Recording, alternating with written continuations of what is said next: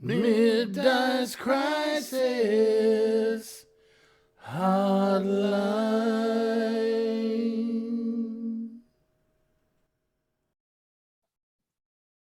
The crisis, yeah.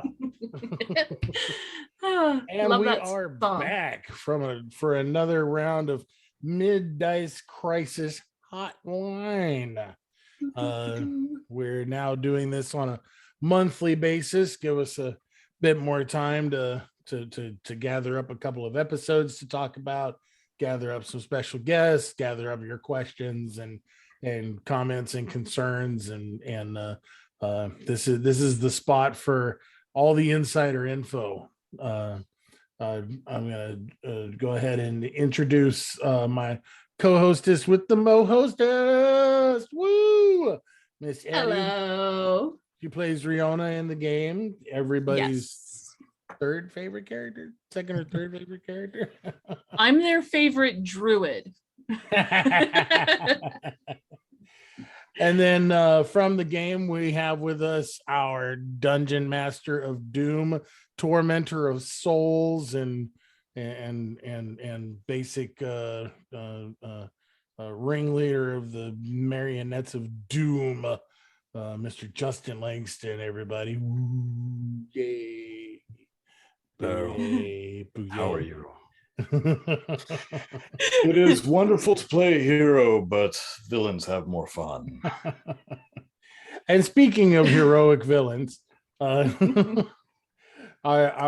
own captain of curmudgery, our celestial prophet of doom himself, Rusty the Gnome, better known as Gordon. Yeah. I take offense to you telling Justin that he's all evil and mysterious. I feel completely safe in your hands. You. I will completely validate your feelings. Oh, I'm sure you will. Well, gents, thanks for joining us. Well, you know what they say about villains, though, Mongo, right? A Did they come villain, behind? a hero will save the world, but a villain will destroy the world for you. Fair enough. So let's see if Justin turns out to be the villain destroying our world, or he turns out to be the hero saving the world for us. A hero will absolutely die trying to save the world by keeping everyone alive. They say that a hero the villain will find that that predestined child that will bring about the apocalypse and snap their neck. We're off topic already. Yep. All right. Do we have a topic? Want to start out the show by thanking our sponsors. The Queen. I'm going to start with the Queen Starts this time. You know, the Queen Starts, big, full, creamy. Stick them in your mouth. But we are also sponsored by the King's Nuts, sweet, salty. Stick them in your mouth, but you might not want to swallow. And here's why, Eddie. Yes, in the next 2 weeks, I will be working on releasing the King Nut bags with dice inside of them that you guys can pre-order, and I will get them shipped out to you. So you're saying that the King's Nuts are going to release all over everybody in 2 weeks? In 2 weeks. Do not eat them. Do not swallow them. Do not come at us saying that you've eaten them and swallowed them, because we really don't care. We will not be legally held liable. We will laugh at you. We will laugh at you, and we will mock you. We will also mourn your tornadoes. Mm-hmm. We'll ask you, how well it goes, passes through you too, so we can warn others. What did you roll? Yeah, exactly. What did you roll? Do you have a D4 sphincter hole now? What's going on? What was your con save? Yes. But that will be coming out in the next 2 weeks. You didn't hear about our other sponsor? What's our other sponsor? Big Dick's Halfway In. Oh, isn't that the only place to pick up my favorite drink, Dixon cider? Ah, No. Also, I'm going to cut you guys off and say in June, I will have a table at the fairgrounds in Washington here, and I will be selling custom little dice tubes with all of our characters linked to them, as well as the King Nut bags if you want to get them there, as well as some cute little plushies and maybe a secret little plushie that I'm working on right now. ooh, Secret intriguing. plushie. Secret plushie. plushies. And I'm not going to tell the group. That way they have to come see me over the weekend. Well, I'm going to be Oh, there as wow, well. thanks. So Well, then, Look yeah, for- you got to. look for her beautiful face and my unique face. Beautiful face. Shut your whore mouth. Shut Which your is dirty a- hamster face. It's not beautiful. It's handsome and elegant and very chiseled. I'm sorry, Eddie. You're very handsome and chiseled and all that stuff. I did not mean to Yes. assume. Just do All it. right, let us introduce our special guests tonight before we start complimenting ourselves. And We have guests. I Yes, should we have dress the guests. part. well, you can undress. Okay, never mind. Anyways, one of our guests tonight is Chris Lozano, whose camera is not working, but he is here. Hello. And- Lotto. Yep. Master Lozano. Hello. It's good to see you guys all live. I've been It'd be watching your nice to meet you, but I videos. mean, hey. Reciprocate that. It's good to hear your voice. Yes. If you didn't know, Chris is the one who not only did Riona's artwork, he also did our group photo that's at the beginning of our introductions. He also did Torsten and Daisy's portraits that are seen in the middle of our campaign. Thank you. That is awesome. Amazing Thank you artist. much. You can find him on TikTok. And then our second guest tonight is my sister, a returning guest, Kayla. Always fun Would- to have on the show. Yes. Hi, Kayla. Yeah, third time. You guys aren't getting rid of me now. Yay! She comes And- back like a rash you love. and every time your voice gets clearer and clearer. It's fantastic. Yeah, Like, Yes. she's getting better every day. I was gonna say Mhm. that's so wonderful. That brings me so much joy. If you didn't know, Kayla is recovering from a well, she used to work as a sword swallower and she got the hiccups. I wish. You know how cool got that the is. hiccups one day during a performance, and yes, it's a slow recovery, but I think you should tell everyone that's what really happened I- instead of the true story from now Right. on. You know, we told her it's either the Chris sword or the scimitar, not the Chris scimitar. That's a good story. I'm sticking to it. there you go. All right. Sounds like we have a bard. Someone flip a coin and we'll see who gets to go first. I vote the GM Tails. flips it. Oh, there we go. Tails. Chris, you ask your questions first.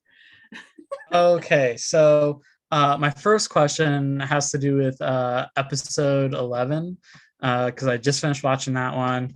Fantastic, idea. Love the entire thing. That would be episode how- 11, Adventures in Baggy Sitting. Mhm. Yes. How long do you think it's going to take everybody? Because now that they've all reunited, how long is it going to take everybody?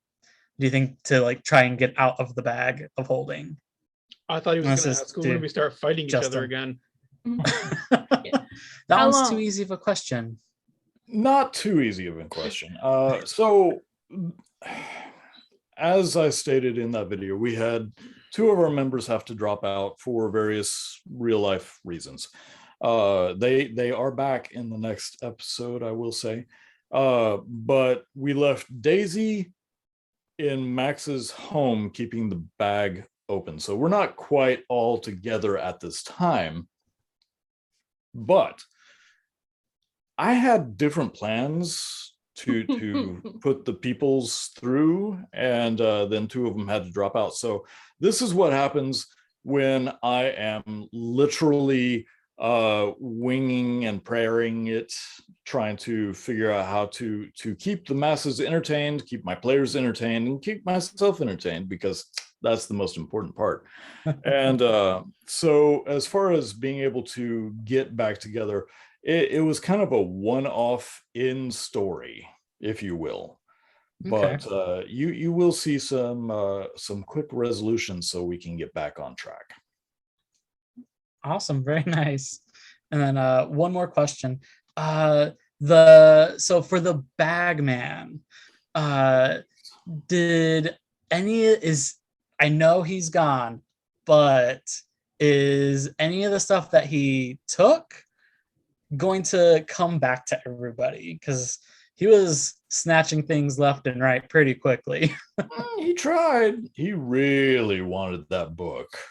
Yeah, it's like someone lost a dagger and she's very sad, really wants it back. So hopefully she gets it So- back. So here's the thing about the Bagman. It is not official D&D canon. It's something that someone made up, and it just was statted through various means throughout the years. It is one of those, what would you call it? Kind of a folklore or Homebrew, folklore, yeah. type of thing. Jabberwocky. Hey, the Jabberwocky's real, and we don't discuss Gus. Okay. Okay, Anyway, the jackalope, my bad. I do not come for my jackalope woman. right?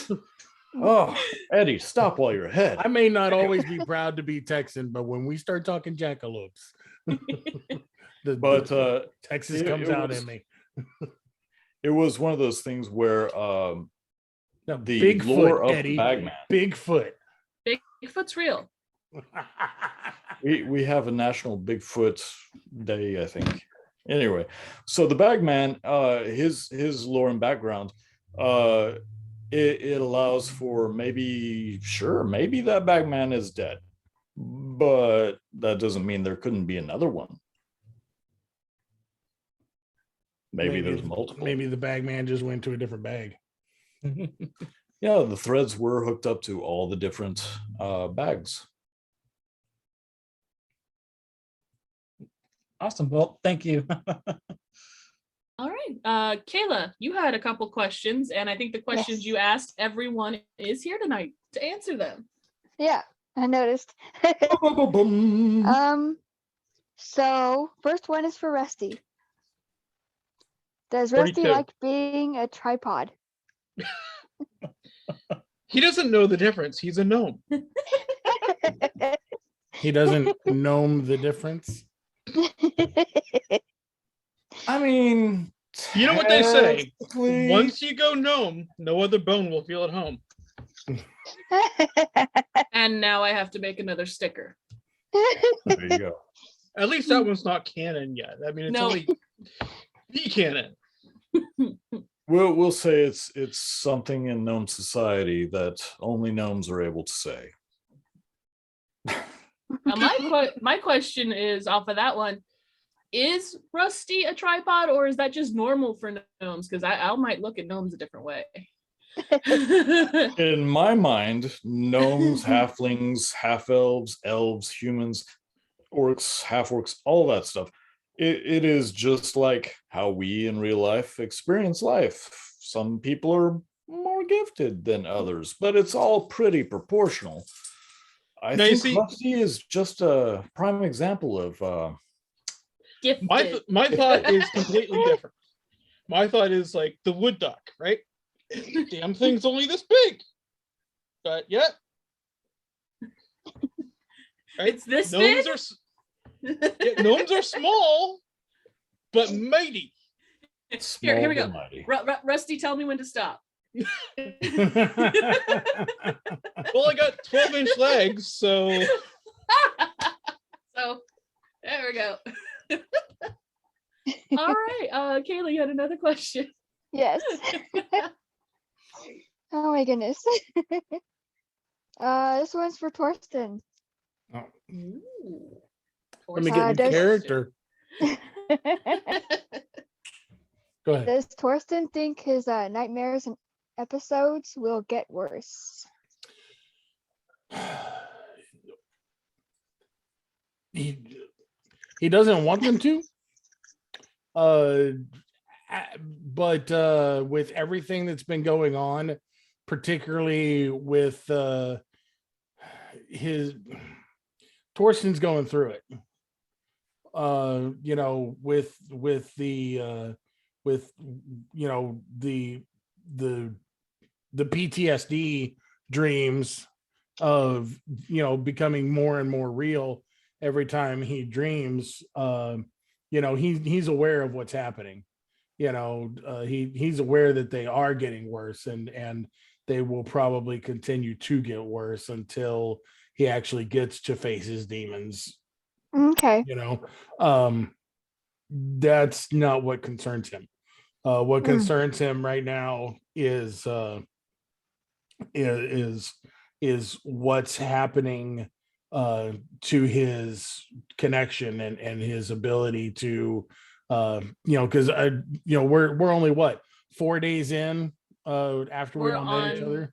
Day 5. We got Yeah. into the bag day 5. Yeah, that's what I'm saying. So like we're 4 days into even having our powers and stuff, Or right? 29 days, depending on how you look at it. And so we're we're still very freshly new to even having powers, and so Torsten's always had a connection with Tyr because that's what you're trained to do, right? And I've always played D&D as a cleric's power doesn't necessarily come directly from their deity, but more the faith in their deity. And that's the way that Torsten works as well, because the gods have bigger things to worry about, right? So Yeah. what fuels that magic is one's faith. That's why he has such an unshakable faith. And what is happening now is he's finding that, okay, well, maybe this isn't where the source of the magics come from, and he's he's having a very hard time figuring out what, if anything, he can do. He has this tome of knowledge given to him by his god, but doesn't have any direction on how to channel the power. Okay. He's done it once already.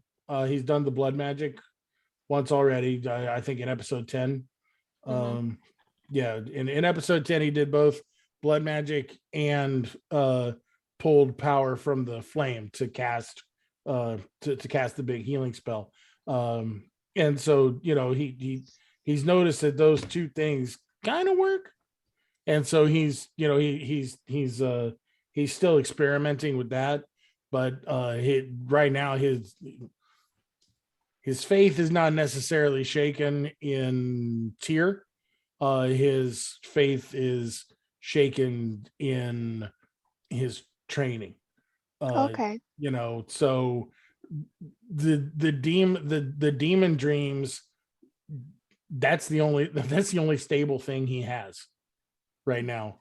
In his mind, the fact that he knows that one day his demons will show up in flesh, or so much so in his dreams that he'll have to lucidly fight them in his dreams, and he will either live or die at that experience, that he's actually becoming quite more and more comfortable with, because that is the only thing that seems to be a consistent in his world. Okay. So Viking duck.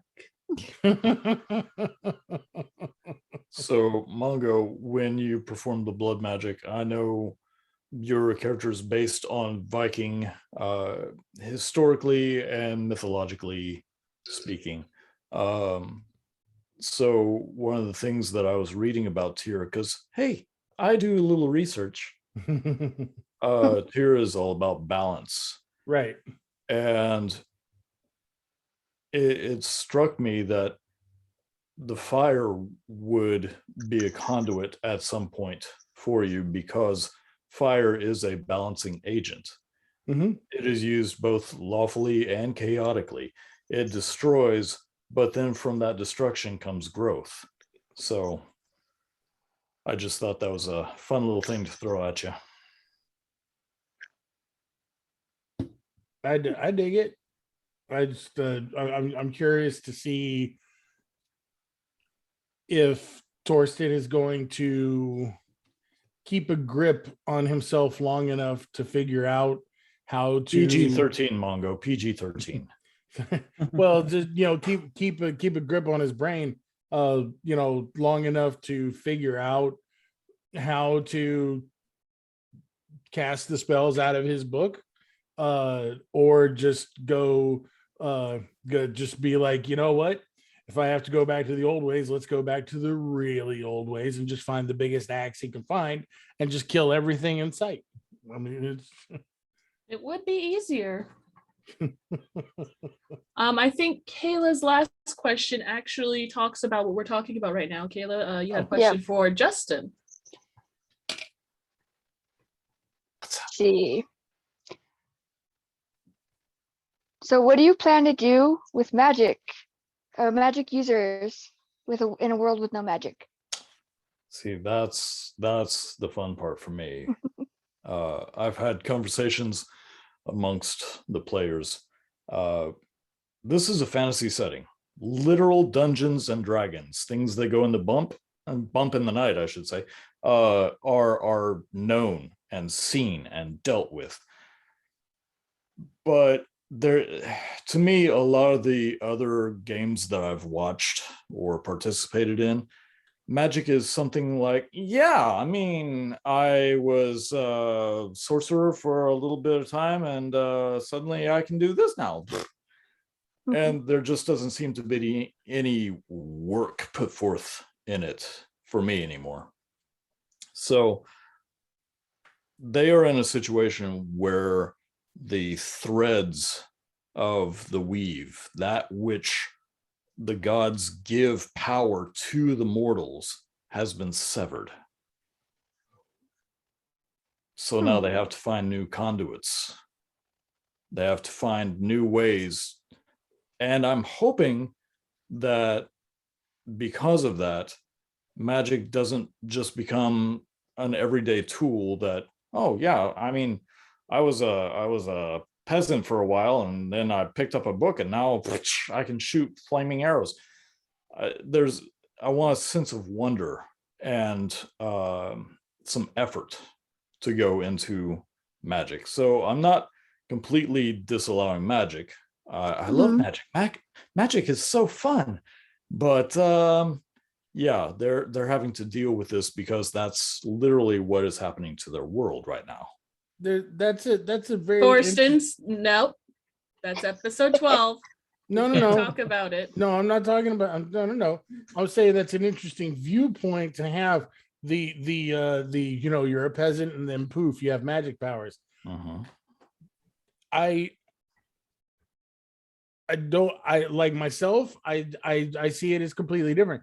Because like a level 1 adventurer is already an accomplished normal person, like an overly accomplished normal person. Like a level 1 bard is already like somebody who would have played for like North Texas Symphony, like really studied in their art and stuff, and now they're going out into the world to more greatly hone that which they focus on.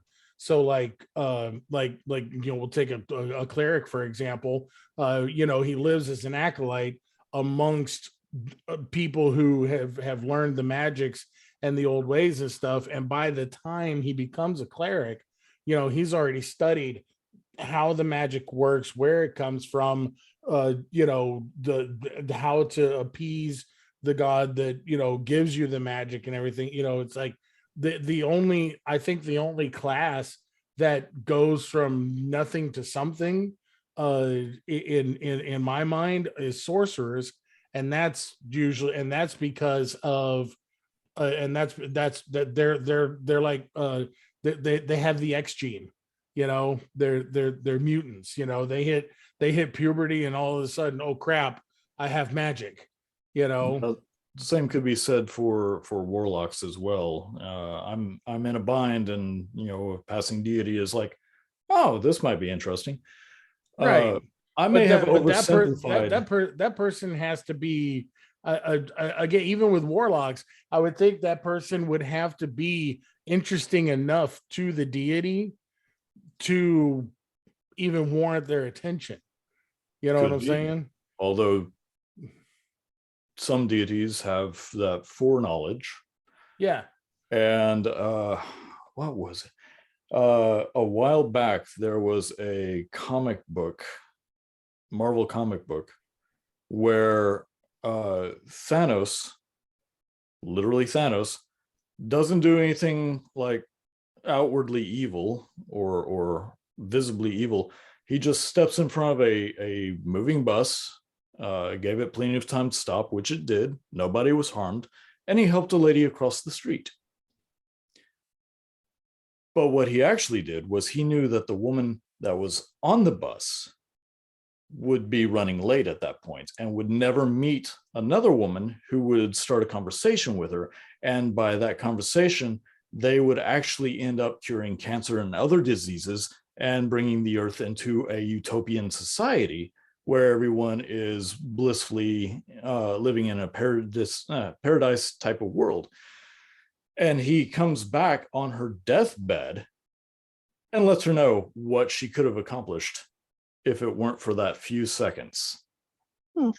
So yeah, it could be viewed like Thanos would be a meddling god with forethought. But I think my explanation earlier was a little too simplistic. But I want to have my players understand that they are playing with phenomenal cosmic power.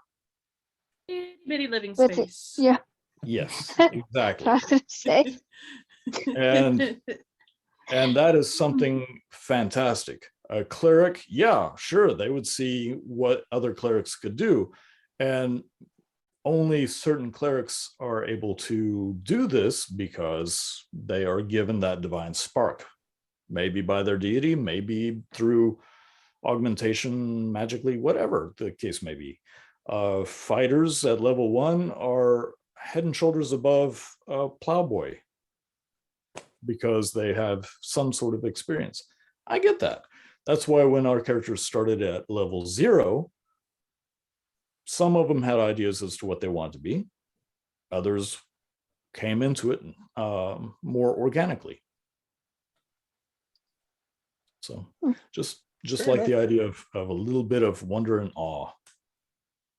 I do actually have a follow-up question in regards to that, because we are seeing how the lack of magic is affecting the immediate group, but world building wise, how's this gonna like start really affecting like whole regimens of churches, and even like how is this going to really affect like the bad guys? Are some of them going to like try to like come together, or even like kind of toss away their evilness? Not necessarily the evilness, but like, oh, we all must come together, the good guys and the bad guys, to create a new type of group. I like the way you think that- the bad guys aren't going to have magic. That's cute. I like how you think the bad guys aren't even there yet. I am literally even playing field this entire setting. So yeah, there's bad guys who are suffering from the same lack of access, shall we say? Sure, that's behind the scenes, but I like the way you think, because that's coming up in the future. It is coming soon. Well, I'm excited to see that happen. I also like the idea of I throw a lot of plot hooks at my players, and I love them, and I want them to make the choice of where they're going to go, which means that I have X number of plot hooks all at some point in the story, and if they pull on that one, there's about 3 directions they could go from that point. So I'm going out of my mind a little bit, trying to give them all these options, but it's fun for me. And I kind of think it would be interesting if something happened where, yeah, Evil King here, who has a lot of power, realizes that whatever bad guy is out there is even worse, would look to a group of talented adventurers and go, hey, I know we don't get along, but I don't want to live in magma. So you want to team up?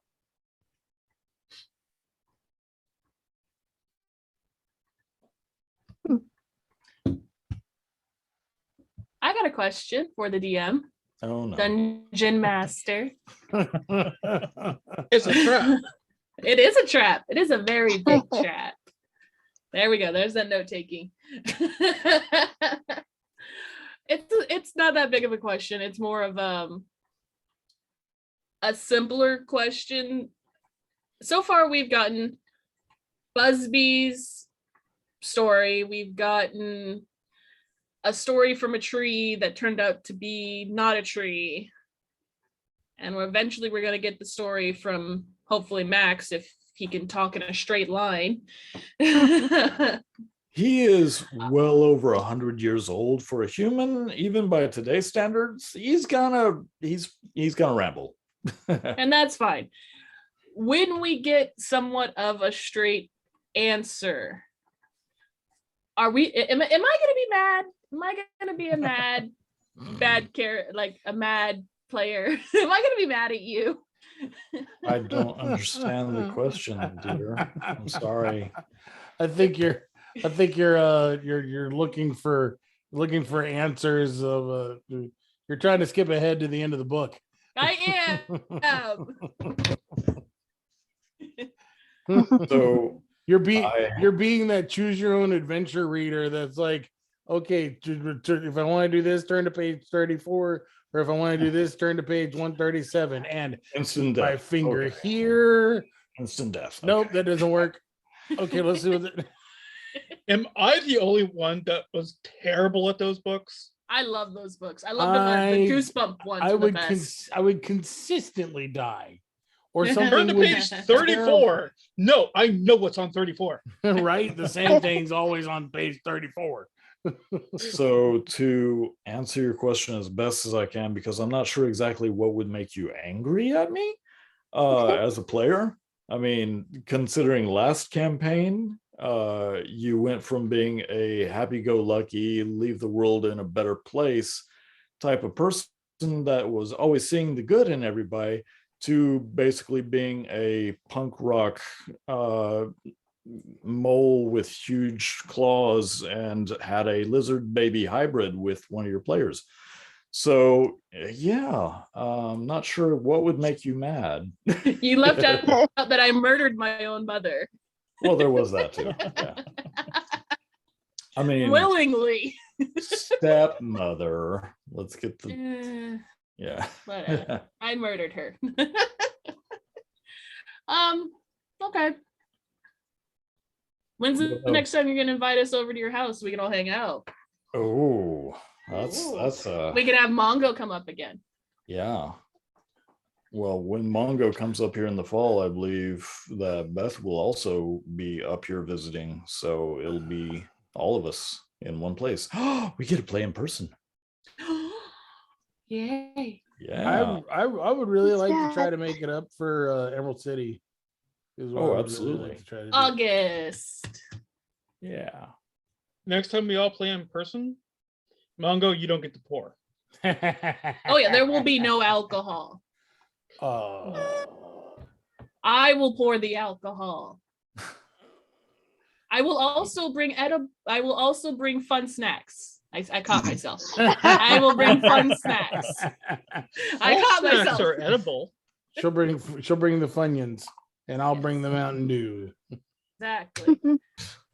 And anyone who wants to partake in those Funyuns, I have plenty. Yeah. Okay, Torsten. Yeah. I'm jumping in here before this goes down the rabbit hole. Torsten, Yes.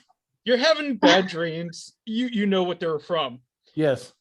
but you also see Rusty, like having dreams and visions that are coming true. Yes. Is this something that that Torsten's even thinking of in terms of his dreams or not? Well, yeah. So again, growing up Viking, you're kind of used to, people having visions and quests and things like that. Add in the religious element of learning, the celestial ways and stuff like that. People having visions, people being touched by deities and stuff like that. And yeah, like our background in the fact that we just kind of knew each other already. Torsten never really disbelieved your visions, just always thought the visions weren't meant to be so literal. And that's kind of that, again, that actually helped him to find out that your visions are literal. So that means that my dreams of things that have happened but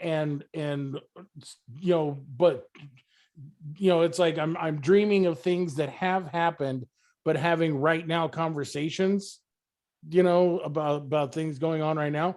It actually helps him understand what's happening in the dream, and at least in his mind, because you've solidified that visions and dreams and stuff can be real time, real life. That it kind of bolsters him a little bit to not be afraid of the dreams, but more make ready and maybe talk a little shit, during those dreams. Maybe even because thing is after he was captured by the demons, he has no idea what happened to his family, and I think that's why. Well, I know that's why he's so laser focused on helping Riona find her father, because he knows what it's like to not know if your family's alive or dead. And so that's why he's so laser focused on helping her find her father and get closure, because after he does that, his focus is really not on what's happening around the world. He has a buddy conduit to tell him what's going on. It's just, I'm going to find out if I can find my family before the world explodes into a billion pieces, but first I'm going to help Yes. Riona find hers.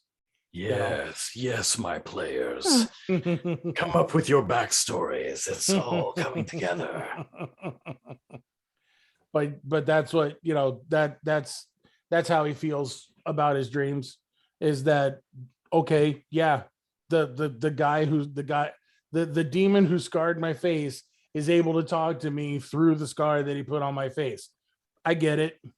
That's still, he still has no power over me whatsoever.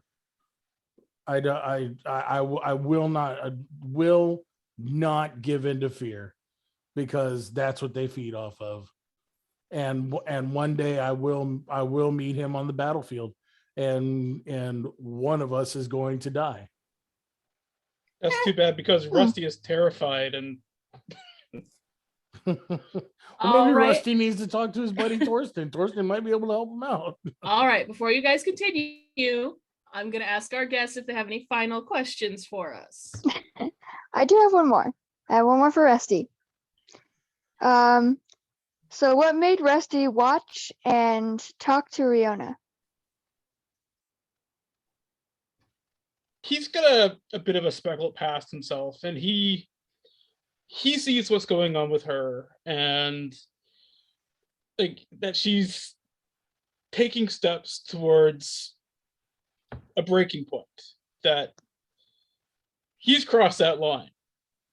And so he sees it, more acutely than others may see it. Okay. So he felt the need, because like as he said, like, we're all here for her. And we're here for her because we all see something in her that we don't see in ourselves, or at least that's my interpretation of it. So he felt it necessary for him, since no one else was doing it, to try and bring her back from the edge. And you definitely Okay. did. Honestly, episode 10, Riona was gonna wake up in the middle of the night and leave, and you woke her up and she's like, what? Okay, he wants to talk to me, fine. I'll listen Not to the what he fact has. that all this Aw, time he she hasn't cares. done one watch. I was seeing how long I can get away with it. Yeah. Yeah, I'm a human. I need sleep. humorously enough, Torsten has been trying to write a letter of exhortation for Riona, but then he argues with himself that no, you need to talk to her and tell her, if you can't really lift somebody up without letting them know it's really from the heart, and so, but he argues with himself, but what greater than the written word, and so you may see in an upcoming episode Torsten taking his shot at trying to help Riona feel better. I will say it did help a lot, because literally the night that he talked to me was Riona's birthday. She just turned 22. She's freaking out. She doesn't know what the hell to do. She watched the world end, and the world died. She tasted ash. Everything was breaking on around her. And then out of nowhere, this tiny, crazy gnome who predicted this would happen comes to her and says, it's okay. I get it. I'm here for you. And it kind of just snapped in me, like, if he says it's gonna be okay, Riona believes it's gonna be okay. He can see the future. It's gonna be okay. I said you're gonna be okay. I didn't say it was gonna be okay. We're all screwed up. Okay. Reword. You said she was gonna be okay, and in her head she thought, okay, if he says I'm gonna be okay, it's gonna happen, because he tells the truth. He's the prophet, and he is now my best friend. Second best friend, because Hall and Oates are one. All right. Chris, did you have any last questions? No, I don't. I think I'm pretty good on everything right now. All right. We're going to do some shit talking. You guys can stay on if you want, or you can leave. That's your choice. But we're going to do a little more talking. I think we have some questions for either the DM or each other. Okie dokie. Yep. So we do appreciate you guys coming on, especially all of you keeping up with our episodes and our sessions. We love your faces. Thank you, all 25. I especially love your faces. Yes.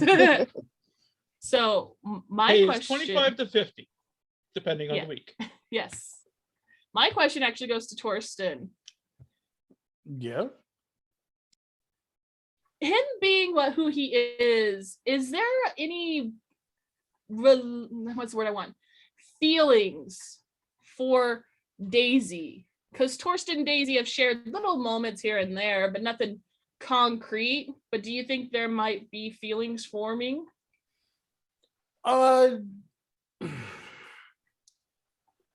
know it's only been like 5 days, but do you see yeah, I something was maybe? gonna say, well, what Torsten sees is that Daisy is that What's the thing about shared trauma? yeah, I was gonna say Daisy just kind of lets Torsten express himself. Again, I've said in game, Torsten's not much the evangelist type, but he does care about people. That's why he became a cleric.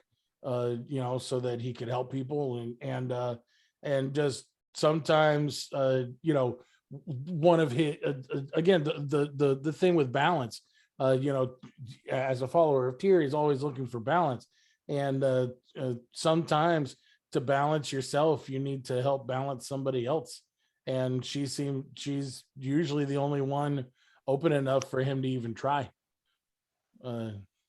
So that was and also he's a young man,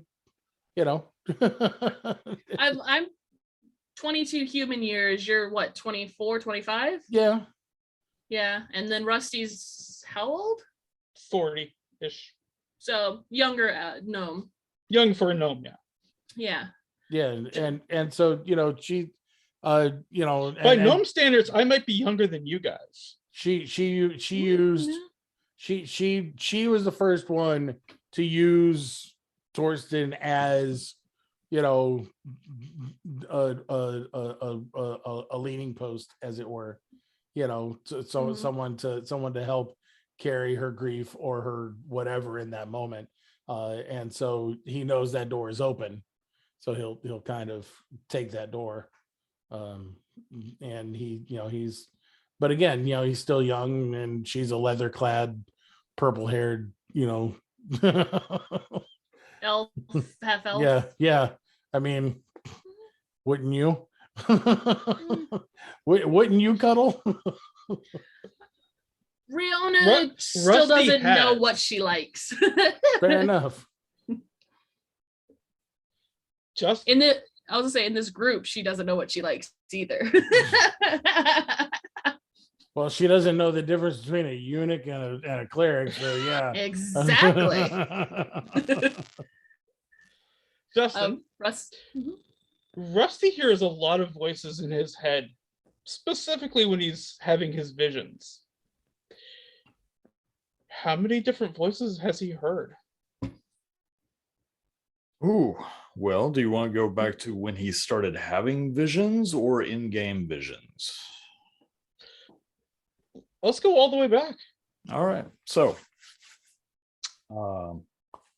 Rusty's a pretty special guy. He on occasion will have these wild, far-flung visions. Some come true, some who knows. But I'd say that in total, you've probably heard dozens of voices, but very few have spoken directly to you. That is terrifying. You're just kind of listening in. I'm that ham radio operator that doesn't have a license, just scrolling through the dial.